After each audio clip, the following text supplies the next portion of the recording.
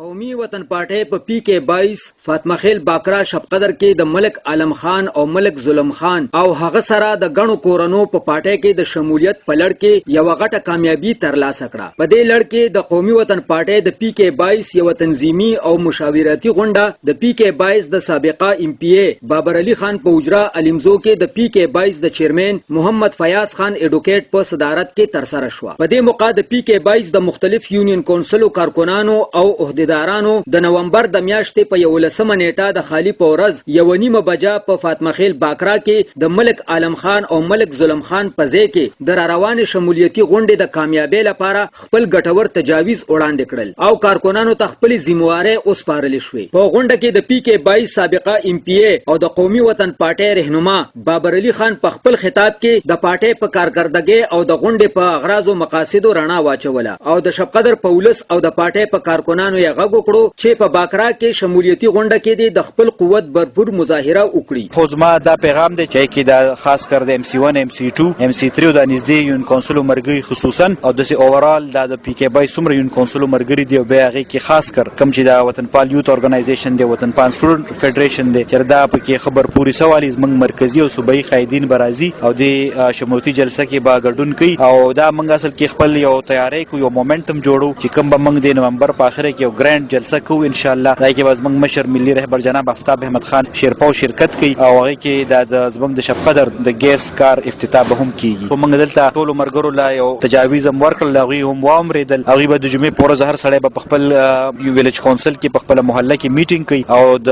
هفته په ورځ به په ګڼ شمیر تعداد باندې راځي چې د پارټۍ په دغه ورځ باندې په دې پورا پی کې 22 باندې کې یو ښه امپریشن جوړ شي. د پی کې 22 تحصیل شب قدر چیرمن محمد فیاض خان ایډوکیټ په خپل خطاب کې وویل چې د ملي رهبر آفتاب احمد خان شیرپاو او د سکندر حیات خان شیرپاو په قیادت کې قومي وطن پارټۍ په پی کې 22 کې مثالی ترقیاتی کارونه وکړل. فیاض خان د پارټۍ په کارکونانو غږ وکړو چې بے غرضه دی د شب قدر د اولس خدمت وکړي او د پارټۍ پیغام دی د پی کې 22 کور ته ورسوي. قومي وطن پارټۍ ورځ په پی کې 22 کې په ترقی روانه ده. موږ سره بار خلک رجوع کوي چې یاره زه شاملېږم زه شمولیت کوم.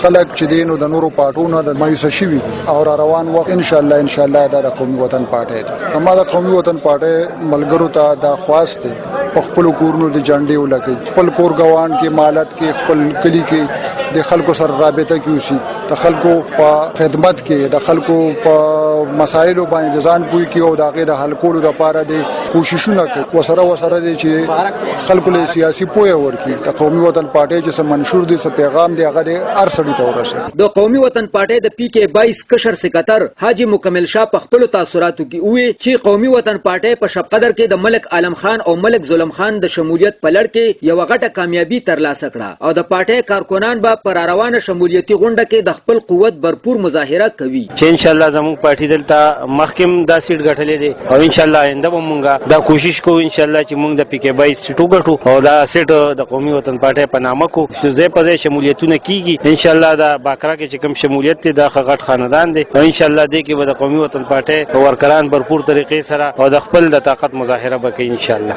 په دې درنه مشاورتي غونډه کې د پارټۍ پخوانی مخلص کارکون ملتان خان د وطن پال یوت سرګرم عہدیدار رحمان الله شاکر چیرمن اختر حسین د ام سی 1 ساجد خان د حجیزه یونین کونسل اجاز خان مشر سکتر سہیل خان او د تحصیل شب قدر د مختلف یونین کونسل عہدیدارانو په ګڼ شمیر کې ګډون وکړو او خپل قیمتي تجویزونه یې وړاندې کړل. حیات اقبال حیات ریډیو ریپورت ام سی 1 شب قدر.